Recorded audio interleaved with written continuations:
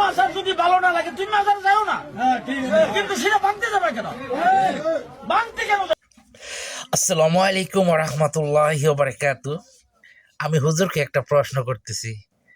আমরা ব্রাহ্মণবাড়িয়াতে এ হুজুরের ওয়াজ শুনতাম, দাঁড়ায় দাঁড়ায় ওয়াজ করতো, জুনায়েদ আল হাবিব। আচ্ছা হুজুর, আমার হাতের মধ্যে লেখা আছে, এক হাতে লেখা আছে 81, আরেক হাতে লেখা আছে 18, 1 8 18। আপনি তো আরবি বুঝেন।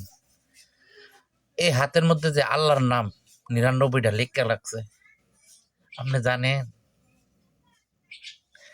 এই মুখটা জানে পবিত্র, আপনারাই ওয়াজ করেন যে নাপাক রক্তগুলা মুখ দিয়ে হাওয়ায় নাই, নাবি দিয়ে হাওয়াইছে, যে পবিত্র কথা বলার জন্য, মিথ্যা কথা বলার জন্য না।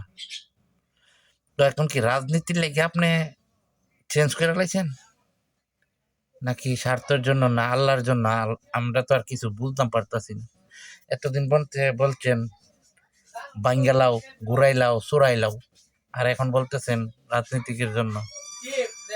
মাজারের জায়গাটা হোক, জানি না, বাকিটা আল্লাহ জানে।